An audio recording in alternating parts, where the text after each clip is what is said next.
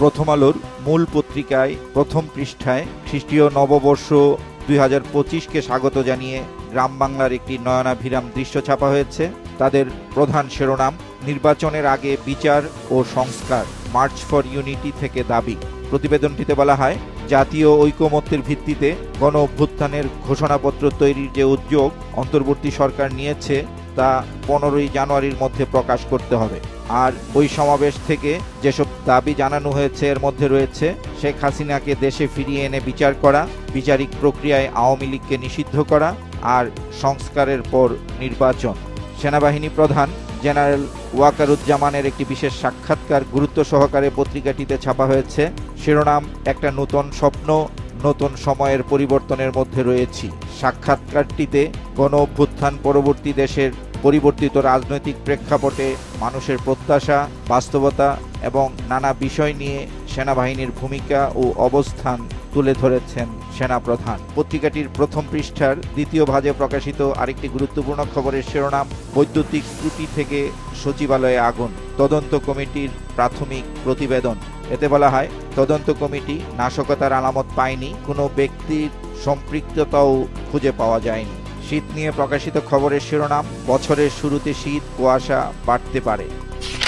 সমকালের মূল পত্রিকার প্রধান শিরোনাম, 2025 সাল হবে কার্যকরী ঐকমত্য সৃষ্টির বছর। বিশেষ এই প্রতিবেদনটিতে বলা হয়, সীমাবদ্ধ সময়ে, সীমিত সামর্থ্যে এবং অনিশ্চিত রাজনৈতিক পরিবেশে অন্তর্বর্তী সরকারের সম্মানের সঙ্গে প্রস্থান হবে অন্যতম বিবেচ্য। আর মানুষের মূল প্রত্যাশার জায়গা হবে নির্বাচনী ধারা যাতে সুষ্ঠুভাবে বেগবান হয়। দ্বিতীয় প্রধান শিরোনাম, ঘোষণাপত্র 15 জানুয়ারির মধ্যেই চান শিক্ষার্থীরা, মার্চ ফর ইউনিটি। এতে বলা হয়, জুলাই গণহত্যার বিচার, রাষ্ট্র সংস্কার সহ কয়েক দফা দাবি ওই সমাবেশে উত্থাপন করা হয়েছে। এছাড়া আওয়ামী লীগ আমলের নির্যাতন ও গণহত্যার তথ্যচিত্র প্রদর্শন করা হয়েছে ওই সমাবেশে। প্রথম পৃষ্ঠায় প্রকাশিত আরেকটি গুরুত্বপূর্ণ খবরের শিরোনাম, সাইবার সুরক্ষা অধ্যাদেশের অপব্যবহারের ঝুঁকি আছে, টিআইবির সংবাদ সম্মেলন। এতে বলা হয়, মত প্রকাশের স্বাধীনতাকে ফের কুক্ষিগত করার সুযোগ তৈরি হতে পারে আর আগের ডিজিটাল বা সাইবার সিকিউরিটি আইনের পুনরাবৃত্তিও হয়েছে।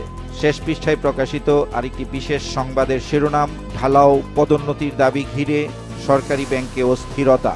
এতে বলা হয়, প্রায়ই আন্দোলন ঘেরাও করছে কর্মীদের একটি অংশ। যুগান্তরের প্রধান শিরোনাম, শহীদ মিনারে মার্চ ফর ইউনিটি কর্মসূচি, 15 জানুয়ারির মধ্যে জুলাই ঘোষণার আলটিমেটাম। এই খবরটির পাশাপাশি প্রকাশিত আরেকটি সংবাদের শিরোনাম, বিএনপির জাতীয় স্থায়ী কমিটির বৈঠক, ঘোষণাপত্র প্রকাশের উদ্যোগ নিয়ে নানা প্রশ্ন। নতুন বছর নিয়ে প্রকাশিত খবরের শিরোনাম, স্বাগত খ্রিস্টীয় 2025, নতুন সূর্যোদয়ে সুদিনের প্রত্যাশা। ছাত্র জনতার অভূতপূর্ব অভ্যুত্থান নিয়ে প্রথম পৃষ্ঠায় প্রকাশিত আরেকটি বিশেষ সংবাদের শিরোনাম, স্বাধীন বাংলার বুকে রচিত হলো নতুন এক ইতিহাস। এতে বলা হয়, 24-এর 36 জুলাইয়ের মাহেন্দ্রক্ষণ 5 আগস্ট লাখ লাখ মানুষের প্রতিরোধের মুখে দেশ ছাড়তে বাধ্য হন স্বৈরাচারী শেখ হাসিনা। 15 শতাধিক শহীদ ও 30,000-এর বেশি আহতের রক্তের উপর দাঁড়িয়ে আছে স্বপ্নের নতুন বাংলাদেশ। কালের কণ্ঠের প্রধান শিরোনাম, সংকটের চোরাবালিতে অর্থনীতি, ব্যবসা বাণিজ্যে সুবাতাস নেই। বিশেষ এই প্রতিবেদনটিতে বলা হয়, নিয়ন্ত্রিত আমদানিতে প্রকট সংকটে পড়বে শিল্প খাত, সংকোচনমুখী মুদ্রানীতিতে কমবে টাকার প্রবাহ, বাড়বে সুদ হার। আর টাকা ছাপা অব্যাহত থাকলে মূল্যস্ফীতি আরও অসহনীয় হবে। দ্বিতীয় প্রধান শিরোনাম, 15 জানুয়ারির মধ্যে জুলাই বিপ্লবের ঘোষণাপত্র জারির আলটিমেটাম, শহীদ মিনারে মার্চ ফর ইউনিটি। প্রতিবেদনটিতে বলা হয়, গণ অভ্যুত্থানের জন আকাঙ্ক্ষা বাস্তবায়নে, নতুন সংবিধান প্রণয়নে, গণপরিষদ গঠনের দাবি, শেখ হাসিনা ও আওয়ামী লীগের বিচার নিশ্চিতের দাবিও করা হয়েছে ওই সমাবেশ থেকে। নতুন বছরকে স্বাগত জানিয়ে পত্রিকাটির প্রথম পৃষ্ঠার প্রথম কলামে ছাপা খবরের শিরোনাম, স্বাগত 2025। বিনামূল্যে পাঠ্য বই নিয়ে শেষ পৃষ্ঠায় প্রকাশিত আরেকটি গুরুত্বপূর্ণ খবরের শিরোনাম, এনসিটিবির সব পরিকল্পনা ব্যর্থ। এতে বলা হয়, শুধু প্রথম থেকে তৃতীয় শ্রেণীর বই পাবে শিশুরা, 3টি বইও পাচ্ছে না মাধ্যমিক পর্যায়ের শিক্ষার্থীরা। হচ্ছে না বই উৎসব, আজ অনলাইন ভার্সন উদ্বোধন শিক্ষা উপদেষ্টার। বাংলাদেশ প্রতিদিনের প্রধান শিরোনাম, ভোট আয়োজনের বছর। বিভিন্ন দলের কেন্দ্রীয় নেতাদের উদ্ধৃতি দিয়ে প্রকাশিত এই খবরটির শিরোনামের আওতায় প্রকাশিত আরেকটি সংবাদের শিরোনাম নূতন স্বপ্নের 2025। দ্বিতীয় প্রধান শিরোনাম সরকারকে আলটিমেটাম। এতে বলা হয়, কেন্দ্রীয় শহীদ মিনারে মার্চ ফর ইউনিটি সমাবেশ, জুলাই অভ্যুত্থানের ঘোষণাপত্রের জন্য 2 সপ্তাহ সময় দিল বৈষম্য বিরোধী ছাত্র আন্দোলন। চাকরিবিধি নিয়ে প্রকাশিত খবরের শিরোনাম নিয়ম ভেঙে আন্দোলনে। বিশেষ এই প্রতিবেদনটিতে বলা হয়, শৃঙ্খলার তোয়াক্কা নেই, মানছে না চাকরিবিধি, নিচ্ছে না ব্যবস্থাও।